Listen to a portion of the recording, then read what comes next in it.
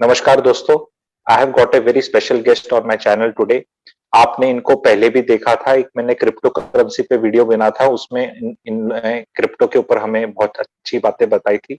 Today he is wearing a different hat, he is a multifaceted personality.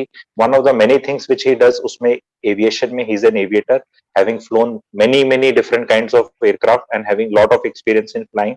He still does flying. तो आज मैंने ये Ukraine पे जब मुझे पता चला कि ये 20,000 बच्चों का जो तादाद आई है, आई वॉज ऑल्सो सरप्राइज कि हमारे 20,000 बच्चे यूक्रेन में पढ़ रहे थे। ठीक है, तो एक करियर ऑप्शन के लिए लेकर आया हूँ। टारगेट ऑडियंस है जिनके बच्चे 16 साल, 15-16 साल से 25-30 साल के बीच में हैं। जो युवा भी हैं, 23, 24, 25 साल के हैं, उनके लिए भी है, या जिनके बच्चे हैं। तो Ajay Ahlawat ji, I welcome you sir, please you are welcome to Sango Life Sutras. Shall we start? Thank you. Yeah, thank you. Please start. Yes, Amit, sure, please start. Sir, मेरा पहला क्वेश्चन रहेगा कि पायलट बनना है, टॉपिक है do you want to become pilot. तो आप में से जो पायलट बनना चाहते हैं उनके लिए ये है, जिनके बच्चे या जो खुद बनना चाहते हैं। तो सर, पायलट बनने का बेसिक्स हम स्टार्ट करेंगे कि वो how good it is as a career. अगर जैसे हम इंजीनियरिंग, डॉक्टर्स और बाकी सब चीजों की बात करते हैं तो प्रोसीजर तो हम सवाल मैं बेसिक पूछूंगा, लोगों के जो जहन में आएंगे वो वाले। लेकिन पहला मेरा बेसिक सवाल है कि जैसे बचपन में कोई बच्चा जहाज देख के बोलता है I want to become a pilot, so since you are a pilot and आप कैसा फील होता है, मतलब कि सोचना तो एक है लेकिन अगर बन जाए तो मतलब how is the quality of life. तो हम I will start from that. पैसा कितना कमाएंगे, खर्चा कितना करना है, बनना कैसे, वो चर्चा करेंगे। बट मैं बेसिक सवाल पूछ रहा हूँ कि लोगों का बहुत ड्रीम होता है कई बच्चों का, I want to be pilot, तो लाइफस्टाइल कैसा रहता है, उस पर हम स्टार्ट करें। Thank you Amit. सबसे पहले तो एक ब्रॉड सा कवर करेंगे कि कैरियर कैसे चूज करते हैं। कैरियर चूज करते हैं चाहत से या जानकारी से, या डिजायर हो, जैसे आपने मेंशन किया some kids have this desire कि मुझे पायलट बनना है, डॉक्टर बनना है, या फौज में जाना है, या अवेयरनेस हो। अवेयरनेस में पेरेंट्स का रोल भी आता है। कई बार बच्चों को ज्यादा नहीं पता होता, लेकिन पेरेंट्स ने because of their lived experiences उनको थोड़ा ज्यादा आइडिया होता है कि ये करियर फील्ड भी है, मतलब सिविल सर्विसेज, डॉक्टर, इंजीनियर के अलावा भी कुछ करियर फील्ड। तो चाहत है आपकी, आप पायलट बनना चाहते हैं, तो आप जानकारी भी उसके बारे में गैदर करेंगे। आपको नहीं पता ये करियर फील्ड है, लेकिन आपके पेरेंट्स को पता है, आपके दोस्तों को पता है, वो आपको गाइड करेंगे कि देखो आप एक पायलट भी बन सकते हैं। ये एक ग्लैमरस प्रोफेशन है। आपका इसका जो पोर्ट्रेल है मूवीज में है, टीवी में है, हमेशा पायलट को एक एक्सक्लूसिव लाइफस्टाइल जीते हुए दिखाया जाता है। लड़का हो या लड़की हो, अच्छी यूनिफॉर्म पहनते हैं, अच्छी अच्छी जगह जाते हैं। एक एक्साइटिंग सा करियर फील्ड है। सो ऑब्वियसली ये सब चीजें देखते हुए मेरे हिसाब से पायलट बनना एक बहुत ही अच्छा करियर है। और लाइफ थोड़ी चैलेंजिंग है इनिशियली, जब आप एग्जाम्स पास करते हैं, जब आप ट्रेनिंग में होते हैं, लेकिन एक बार आप सेटल हो जाएं तो रिटायरमेंट एज एक हेल्दी पायलट की 65 ईयर्स है।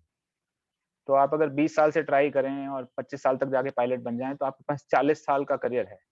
कोई और करियर फील्ड आपको इतना लंबा स्पैन नहीं देता। तो मेरे ठीक है हिसाब सर। से बहुत अच्छा करियर रहेगा। सर, इसमें एक ये पूछना चाहता हूँ कि अगर एक पेरेंट ये देख रहा है या एक बच्चा देख रहा है तो कितना इंटेलिजेंस लेवल कितना चाहिए हमें। जैसे आईआईटी में निकलने का हमें पता है बच्चा आईआईटी लायक है, कोई किस लायक है, तो इसके अंदर एक कितना आईक्यू लेवल कह लो, या कितने नंबर आने चाहिए, या कितने तक का तो चाहिए हमें कि उतना प्रोफाइल होगा तो बच्चा आगे जाके पायलट बन सकता है। एकेडमिक हेफ्ट जिसे कहते हैं, या कितनी एकेडमिक समझ है, उससे ज्यादा जरूरी है आपका हैंड आई कोऑर्डिनेशन या मेडिकल फिटनेस। बहुत सारे बच्चे पढ़ाई में बहुत अच्छे होते हैं, लेकिन कुछ मेडिकल डिसेबिलिटीज हैं, उनकी आई साइट वीक है या हैंड आई कोऑर्डिनेशन ठीक नहीं है, वो अटक जाते हैं। इसलिए अगर आपका मन है कि आप पायलट बनना चाहते हैं तो मेरा एडवाइस होगा सबसे पहले आप अपना क्लास 1 मेडिकल करवा लीजिए, क्लास 2 या क्लास 1 मेडिकल करवा लीजिए, जिससे ये एस्टेब्लिश हो जाए कि भाई मेडिकली आपकी आई साइट ठीक है, आपकी हियरिंग एबिलिटी ठीक है, आपका हैंड आई कोऑर्डिनेशन ठीक है, आपकी कोई हिडन डिसेबिलिटी नहीं है, ताकि आप इस रास्ते पे बहुत आगे चल के फिर रियलाइज करें कि भाई मैं तो बन ही नहीं पा रहा। तो पहली चीज आप अपना मेडिकल करवा लीजिए, उसके लिए कोई क्वालिफिकेशन नहीं चाहिए, आप अप्लाई कीजिए, नंबर लीजिए और अपना मेडिकल करवाइए। रही बात एकेडमिक हेफ्ट की या कितना दमखम होना चाहिए आप में, बहुत ही एवरेज के आसपास ही काफी है। आप मैथ्स साइंस से क्लास 12th किया है आपने, और आप अगर स्कूल में 60 to 70% मार्क्स की रेंज में आते हैं तो आप इन एग्जाम्स को आराम से क्लियर कर सकते हैं। तो आईआईटी हेफ्ट नहीं चाहिए, ना मेडिकल हेफ्ट चाहिए, और moderate to average awareness and IQ will be enough. ठीक है सर। तो मोटा खर्चा, दूसरा सवाल आएगा पैसा। मोटा खर्चा, अगर मैं अपना बेटा बेटी जैसे किसी का है उसको पायलट बनाना है, तो मोटा टेंटेटिव खर्चा with in plus minus 5-10 lakh कितना एक्सपेक्ट कर सकता है एक पेरेंट अगर उसको बच्चे को पायलट बनाना है?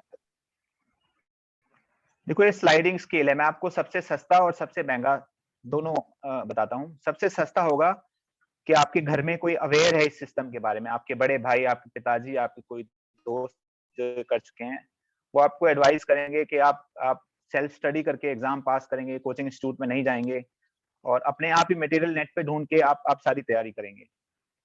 आप टाइम पे बुक करके अपना स्लॉट सस्ते से सस्ते फ्लाइंग स्कूल में अपनी फ्लाइंग लेंगे, अपने रिक्वायर्ड घंटे लेंगे, बिना किसी एजेंट या ऑर्गेनाइजेशन के थ्रू जाके आप अपना लाइसेंस खुद अप्लाई करेंगे।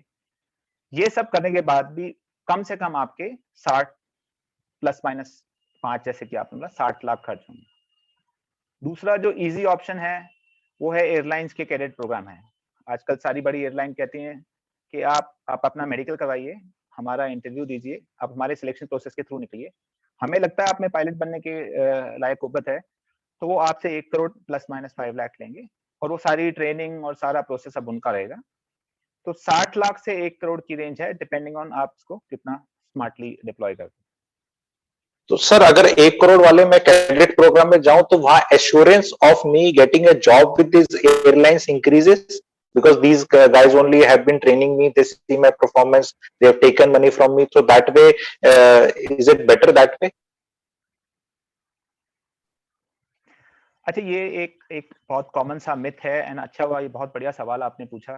काफी पेरेंट्स को लगता है कि हम 30-40 लाख एक्स्ट्रा खर्च कर देते हैं, बच्चे कैडेट प्रोग्राम में जाएंगे तो जॉब की अश्योरेंस है। जॉब की अश्योरेंस है अगर वैकेंसीज हैं।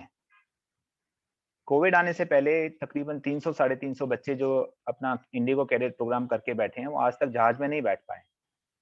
अश्योरेंस विड्रॉ नहीं हुआ है, लेकिन उस अश्योरेंस में कोई डेट नहीं है कि आप इस 6 महीने में 8 महीने में आपको बना देंगे। वो बच्चे अभी भी लाइन में हैं, जब वैकेंसीज निकलेंगी तब उन्हें जॉब मिलेगी। तो आप इसको देखिए, अगर मार्केट में डिमांड है तो आप कहीं से भी अपना लाइसेंस करके आइए, आपकी probability of getting a job is more और लेस इक्वल।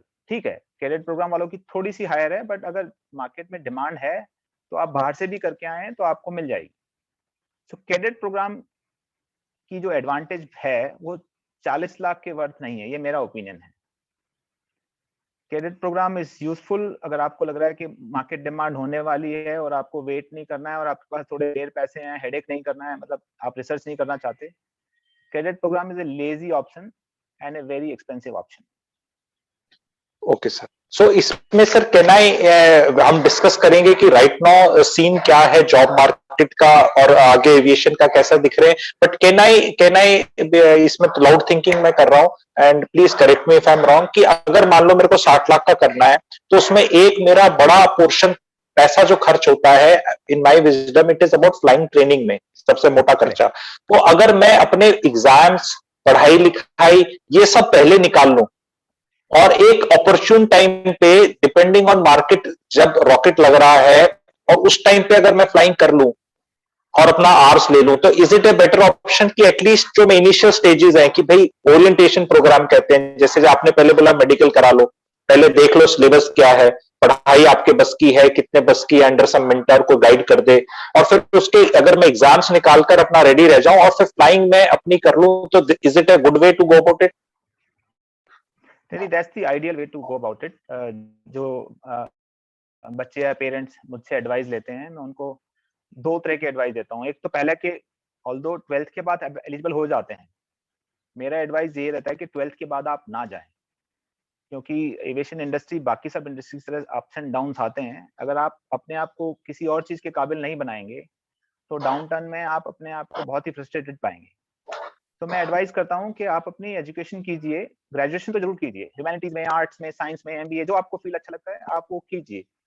थोड़ी काबिलियत बढ़ाइए, और दूसरा ये कि थोड़ी अवेयरनेस भी बढ़ाइए। 12th, अगर आप 12th के बाद पायलट बन जाएंगे तो आप फ्लाइंग के अलावा कुछ नहीं पढ़ेंगे, तो आपकी जनरल अवेयरनेस भी कम ही रहेगी।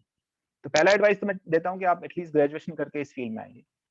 दूसरा, आप जब आप डिसाइड कर लें कि मुझे ये अटेम्प्ट करना है, तो सबसे पहले आप मेडिकल कराइए, फिर आप ग्राउंड सब्जेक्ट्स के एग्जाम दीजिए अपने पेस पे। अगर आप ग्रेजुएशन के साथ करते करते देना चाहते हैं तो आपको सारे एग्जाम देने की जरूरत नहीं है, एक एक करके कीजिए।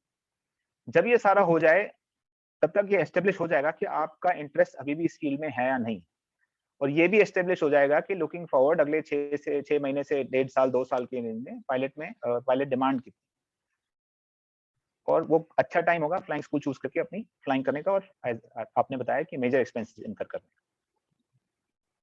ओके सर, अभी जिस तरह देखें एविएशन, अगर इंडिया का डेटा निकाले कि 1000 में से कितने लोग जहाज में उड़ते हैं, फ्लाई करते हैं, तो सनराइज सेक्टर तो डेफिनेटली लगता है, मे बी अभी हेडविंड्स होंगी कोविड की, एंड कोविड जा रहा है, एंड सम अदर जियोपॉलिटिकल भी थोड़ा बहुत चल रहा है, इकोनॉमी का चल रहा है, but as a long term अगर आप देखें कि एक बच्चा जो स्टार्ट करता है, तो अभी आपको अगले 10 20 30 साल का इसमें कैसा लगता है? एंड एक जहाज जैसे कोई बोइंग या कोई एयरलाइनर, हम कोई भी कंपनी खरीदती है, उस पे पर जहाज उनकी नॉर्मल क्या रिक्वायरमेंट है, नंबर ऑफ पायलट्स या सेट्स ऑफ पायलट, अगर दो का कोई एक सेट बोलते हैं, तो उससे हमें आने वाले टाइम में कितने हमें लग रहा है कि पायलट्स की रिक्वायरमेंट होगी?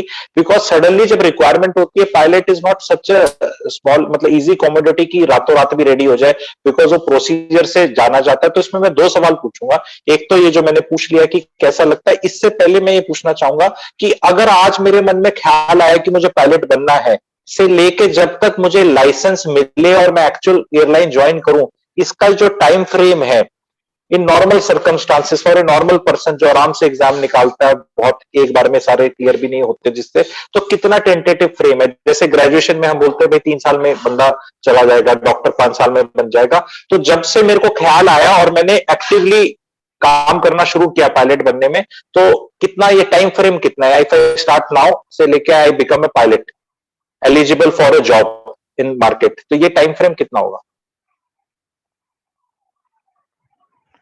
तो अमित, पहले सेकंड पार्ट आंसर करते हैं। ख्याल आना मतलब आपने डिसाइड किया ये कैरियर फील्ड मेरे को चूज करना है, से लेकर के आपके हाथ में सीपीएल लाइसेंस आने का आप टाइम फ्रेम 2 साल का लेके चलें। पॉसिबल है कि आप बहुत भागदौड़ करके इसको 1.5 साल में भी कर लें, लेकिन 1.5 साल से कम में ये हो नहीं पाएगा। और आप रीजनेबल एफर्ट लगाएं और आपका लक बहुत खराब ना हो तो 2 साल में आपके हाथ में लाइसेंस आ जाएगा। लाइसेंस आने से जॉब मिलना मार्केट कंडीशंस पे डिपेंड करता है। जब मार्केट में डिमांड बहुत हाई होती है, जो 2016-17 में थी, तो बच्चे डीजीसी से अपना लाइसेंस लेके निकलते थे और वहीं उनको फोन पे ईमेल और मैसेजेस आने शुरू हो जाते थे, दैट कम फॉर इंटरव्यू। आज की डेट में कोविड की वजह से एक लार्ज पूल है पायलट्स का जो अनएम्प्लॉयड है, जिसमें हर एज और रेंज के पायलट्स हैं। यंग किड्स हैं जिन्होंने अभी अभी सीपीएल किया है, एक्सपीरियंस पायलट्स हैं जो जेट और स्पाइस जेट डिसॉल्व होने के बाद से अनएम्प्लॉयड हैं, और स्पाइस जेट और गो जो आजकल ठीक से अपने पायलट्स को सैलरी नहीं दे पा रही है वो हैं, और इंडिगो का जो एक्सपेंशन प्रोग्राम के हिसाब से इन्होंने जो हायर किए थे और वो उनके लिए फ्लाइंग नहीं है। तो एक बहुत बड़ा पूल अभी अवेलेबल है। सो आज अगर आपके पास लाइसेंस होता है और आपके पास एक्सपीरियंस नहीं है, तो आपको एक्सपेक्ट करना कि 1.5 से 2 साल आपको वेट करना पड़ेगा।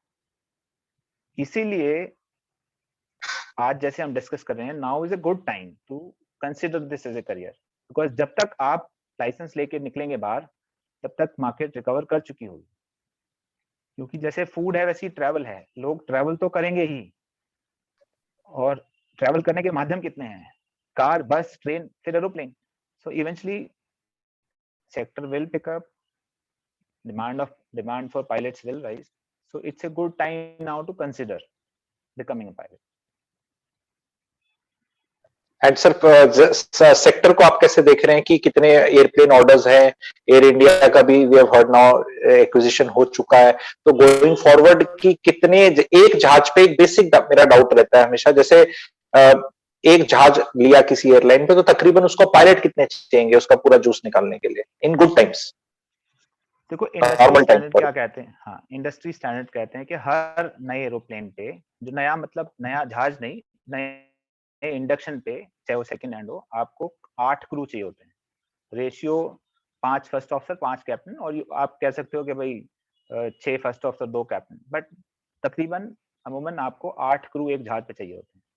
जो एफिशिएंट एयरलाइंस हैं जैसे इंडिगो है, वो 5.6 या 6 में काम चला लेते हैं, तो उनको कॉस्ट सेविंग करनी है। उनका कैलकुलेट करने का तरीका भी थोड़ा अलग है। वो हमेशा अज्यूम करते हैं कि कुछ परसेंटेज ऑफ एरोप्लेन हमारे मेंटेनेंस या सर्विसेज में होंगे, तो 1:6 से नीचे आप काम नहीं चला पाएंगे। तो अगर जो फोरकास्ट कहता है इंडिया में तकरीबन 1500 एयरक्राफ्ट अगले 4-5 साल में इंडक्ट होंगे, तो 1500 into 6 make close to 9-10,000 pilots आपको चाहिए ही चाहिए। हर दिन कोई एक पायलट 60 या 65 की एज पे जाके रिटायर हो रहा है। हर दिन कोई एक पायलट मेडिकल ग्राउंड से फ्लाइंग से बाहर हो रहा है। हर दिन कोई एक पायलट थक चुका है, ऑल्टरनेट करियर चूज कर रहा है। सो हर दिन पायलट्स पील ऑफ हो रहे हैं और हर दिन नए पायलट्स की रिक्वायरमेंट है। अभी इतना लार्ज पूल अवेलेबल है कि वो फील नहीं हो रहा है किसी को, बट विद इन 2.5 years और may be 3 years you will see suddenly will require lot of pilots, और होंगे नहीं हमारे पास, फिर हम बाहर की कंट्री से उनको हायर करते हुए। तो फिर ये वीडियो भी देखेंगे शायद लोग, जो मेरे अपने सब्सक्राइबर्स भी मेरे शायद बढ़ जाएंगे तब तक। ये बनाया था किसी टाइम पे, बताया था सर। अब इंटरेस्टिंग चीज पूछूंगा, जो मेन चीज होती है मुद्दा, एक तो होता है खर्चा कितना कर दिया मैंने बनने में, दूसरा है कि ये कितना मिलेगा। अब सरकारी जितनी नौकरियां हमें पे स्केल्स पता रहते हैं, कॉर्पोरेट का भी मोटा मोटा अंदाजा रहता है कि भी इतनी सैलरी चल रही है। तो इसमें I will ask the question in a way कि 2-3 पड़ाव होते हैं कि शुरू में तो आप ज्वाइन कर गए, फिर उसके बाद आप कैप्टन बन गए, कमांडर बन गए, या एक्सपीरियंस आ गया, तो वो 3 पड़ावों की मैक्सिमम सैलरी कितनी चल रही है मार्केट की, स्टार्टिंग तकरीबन कितनी होती है और बीच वाली कितनी होती है, so that people will know कि पैसे कितने कमा पाऊंगा मैं। तो वो 3 फिगर्स आप टेंटेटिव बता पाए। तो अमित, हम एक काम करते हैं, मैक्सिमम नहीं, हम मिनिमम और नियर मिनिमम डिस्कस करते हैं ताकि लोगों को आइडिया हो जाए। तो जब आप कोई एयरलाइन हायर करती है, तो आपको ट्रेनिंग में, बिकॉज हर एयरलाइन अपनी ट्रेनिंग कराएगी, आपको 80,000 से 1 लाख रुपए तक पर मंथ मिलेगा। और जैसे जैसे आपकी ट्रेनिंग प्रोग्रेस होती जाएगी, वो बढ़ते बढ़ते तकरीबन 1.5 लाख के आसपास हो जाएगा जब आप लाइन रिलीज हो जाएंगे। दैट मीन्स अभी आप एयरलाइन की ट्रेनिंग खत्म हो गई है, आप एयरलाइन के लिए नॉर्मल रेवेन्यू जनरेट कर रहे हैं, तो यही सैलरी आपकी 1.75 से 2 लाख की तरफ बढ़ना शुरू हो जाएगी। जब आप एक अच्छे एस्टेब्लिश से सेटल्ड से फर्स्ट ऑफिसर बन जाएंगे, तो आपकी यही सैलरी 2.5 लाख से 3 लाख के आसपास हो जाएगी। और जब आप एक्सपीरियंस लेने के बाद कमांडर अपग्रेड करेंगे, जिसमें आपको 3 साल, 3.5 साल या ज्यादा से ज्यादा 4 साल लग सकते हैं, ये सैलरी आपकी 5.5 लाख से 6 लाख के आसपास हो जाएगी। कमांडर बन के आपका जैसे जैसे एक्सपीरियंस बढ़ता जाएगा, यही सैलरी बढ़ती रहेगी। आप अगर ट्रेनर बनते हैं, एग्जामिनर बनते हैं, तो ये salary in a very very pessimistic scenario 8 से 9 लाख रुपए रहेगी, और इन ए वेरी ऑप्टिमिस्टिक सिनेरियो ये सैलरी 12 से 13 लाख की हो सकती है।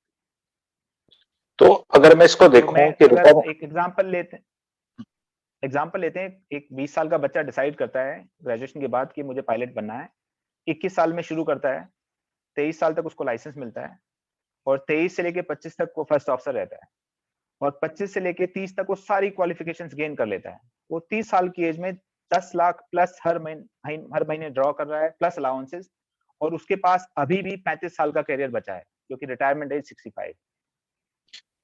तो मोटी बात यह है, पिताजी ने पैसे खर्च करे, किसी के चाचा जी ने किया, कोई प्लॉट बेचा, कोई खेत बेचा, या कुछ इस तरह का काम किया, तो वो बच्चा प्रैक्टिकली निकाल कर पैसा दे सकता है उल्टा ये करके। और दूसरी चीज मुझे पूछनी थी कि क्या इसमें कुछ लोन्स का भी गुंजाइश रहती है, एजुकेशनल लोन्स और समथिंग करके, so that, because I feel this is the career for a sure short thing. 2 चीज मेरा ऑब्जर्वेशन है, आप प्लीज उनको करेक्ट करिएगा। पहली ऑब्जर्वेशन तो ये है कि इसमें मुझे कोई कंपटीशन नहीं दिखता कि 5 वैकेंसीज है और 500 लोग आए और 5 ही बनेंगे। इसमें अगर मुझे पायलट बनना है, ठीक है, मेरा तो हो गया प्रोग्राम, पर लेट से किसी और ने बनना है, तो वो उसको कॉम्पीट नहीं करना, उसको बेयर मिनिमम स्टैंडर्ड्स मीट करने अपने, and if is medically fit and exams pass कर लिए तो वो पायलट तो बन जाएगा। नौकरी will depend on the market circumstances and the remuneration. तो एक चीज तो मुझे जो अच्छी इसमें ऐसी लगती है बताने के लिए कि भाई ऐसा नहीं है कि आईएएस की 100 वैकेंसी और 10 लाख बच्चे दे रहे हो तो 100 ही बनेंगे। सो दैट इज समथिंग की एक कंपटीशन नहीं है। यस, एक हाई टिकट पैसा है, पर देन हम ये देख रहे हैं कि मेडिकल सीट्स पे भी जो मैंने देखा है इंडिया में प्राइवेट कॉलेजेस में 1 करोड़ रुपया देना पड़ता है डॉक्टर बनाने के लिए। तो डॉक्टर भी पैसा कमाते हैं, ठीक है, लेकिन यहां जो गारंटी पैसे कमाने की और वो रिटर्न ऑन इन्वेस्टमेंट है, तो टॉप मेरी जो फिगर है तो 10 महीने में मैं अपना वापस कर सकता हूं, जो 10 लाख के करीब आपने बताया। और जो आपने एवरेज बताया कि 3.5 लाख रुपए हो जाएगा जब वो लाइन रिलीज होता है, तो तकरीबन उसमें 28 महीने में he can recover that cost. तो इसमें सवाल एक दो चीज के हैं कि जो फाइनेंसिंग है 1 करोड़ रुपए की, वो कितनी बैंकों से हो सकती है और कितनी मेरे को अपनी ओन इक्विटी उसमें डालनी पड़ेगी।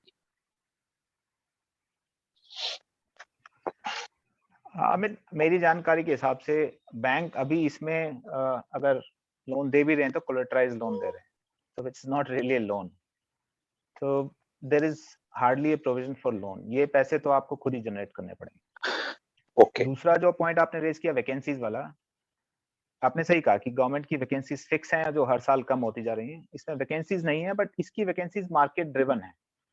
2022 में शायद 200 लोग पायलट जॉब्स ले पाएंगे और 2025 में शायद 2000 लोगों को एयरलाइंस हायर करें।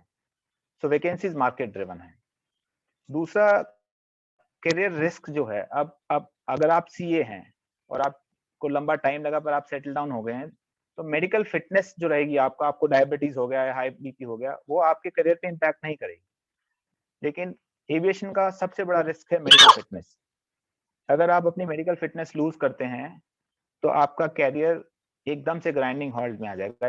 ये सबको समझना पड़ेगा कि जब आप पायलट बनते हैं तो आपको अपने शरीर की, अपने रूटीन की रिस्पॉन्सिबिलिटी लेनी पड़ेगी।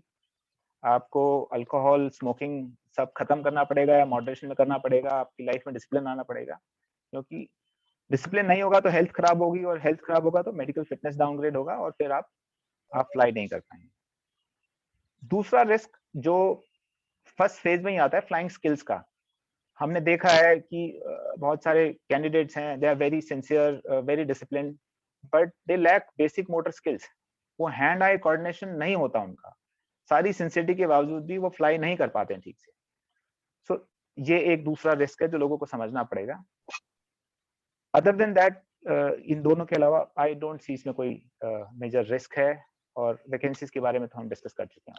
सो सर, अभी I like to end the video because ये इंट्रोडक्टरी था, डिपेंड करता है ऑडियंस कितना रिएक्शन देता है। We can have a follow up video where when we talking about details की एग्जाम्स कैसे हैं, अप्लाई कैसे करना है, कौन कौन से एग्जाम्स है, कितना पढ़ाई कर सकते हैं। सो मैं ऑडियंस को बताना चाहूंगा कि आप में से जो लोग भी अब इंटरेस्टेड हैं, they can connect with me. I will help you in connecting with Ajay Alawat ji. It will be on a email wherein you can ask him, and depending on his own time and schedule and his this thing, he'll be answering. He is mentoring a lot of kids also in towards this, and he has some system going on in his organization and the company also. So he will be helping. I will be very happy to connect all my audience with whoever wants to connect with him. He is Delhi NCR based person, so anybody who's in Delhi NCR may be able to meet him also, depending again on his schedule and timing. ठीक है।